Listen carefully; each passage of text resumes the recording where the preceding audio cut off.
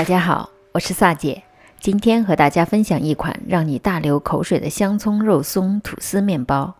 刚刚出炉的面包香气扑鼻，又柔软又拉丝，即使放了1-2天，面包依然会非常的松软美味。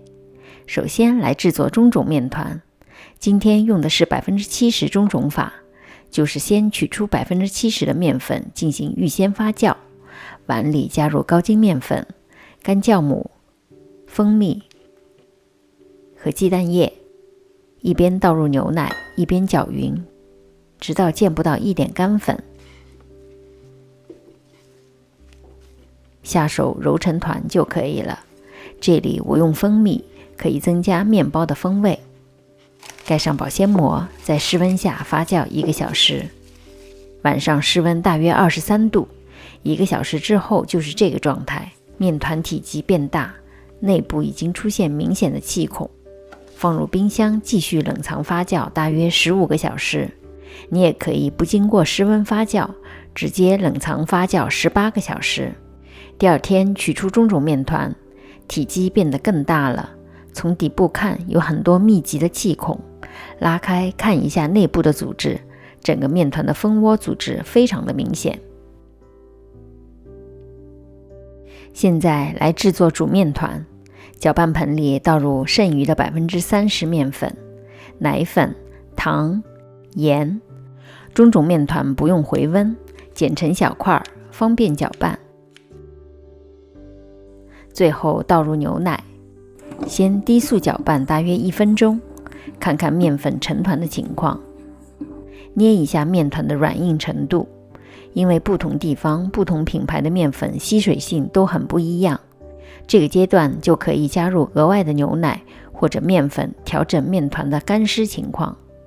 继续低速搅拌1分钟，然后调成中速。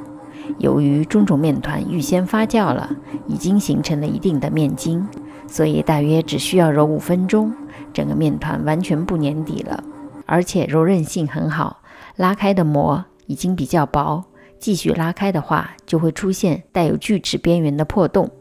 这时可以加入软化的黄油，继续中速搅拌。黄油不能融化成液体，因为液态的黄油温度比较高，会让面团温度升高。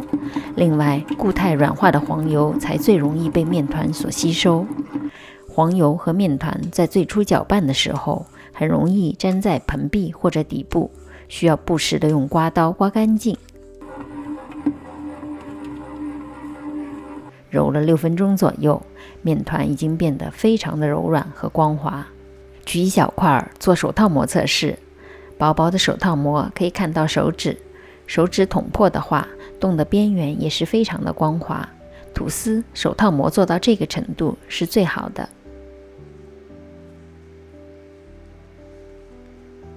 碗里喷一点油防粘，盖上保鲜膜，进行第一次发酵，发到2倍大。发酵好的面团感觉特别的轻盈。倒个个儿，看一下里面的蜂窝组织。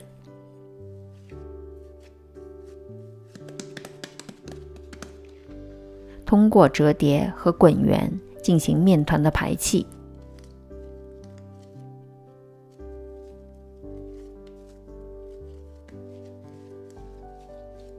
等面团表面变得光滑了，盖上，松弛15分钟。面团光滑面朝下，拍打排气。正确的排气可以让面团里原本形成的面筋网络得到重组，从而在最后发酵的时候继续膨胀。不正确的排气，比如用力的搓揉，就会把面筋网络破坏，导致第2次的发酵很难发起来。用擀面杖擀成24厘米乘45厘米的长方形。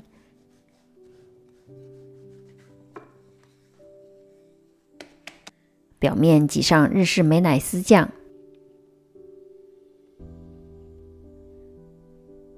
抹成薄薄的一层，撒上葱花末和肉松，用刮刀压一下，以免一会儿整形的时候肉松很容易掉得哪儿都是。一侧卷起，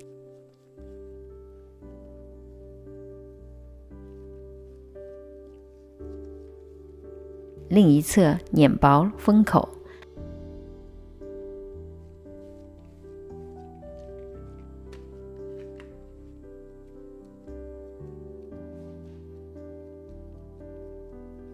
两侧也捏紧封好口。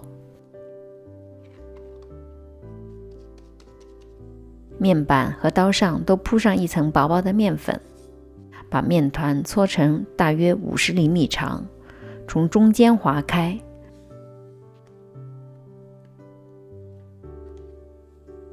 剖面朝上，把2条面团交叉拧成麻花。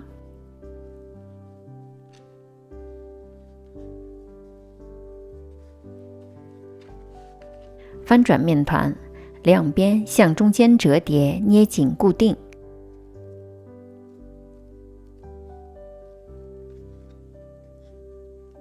这时面团的宽度和吐司盒一样。现在市面上比较流行这种黑色低糖的吐司盒，这种吐司盒的烤制温度比普通银色斜纹的低20度左右，所以烤吐司之前，大家一定要留意一下自己用的是哪种吐司盒。吐司盒喷油防粘，放入面团之后稍微压一下，以免发酵之后的面团歪倒。盖上保鲜膜，烤箱里放1碗热水，设35度左右，湿度在 75% 到 85% 之间。为了让烤箱达到这个湿度，可以喷点水让湿度提高，大约1个小时左右，面团发酵到9分满，大约这样就可以取出了。预热烤箱至165度，等温度到了，放入烤箱下层，165度烤至33分钟，差不多20分钟左右，表面上色，盖上锡纸。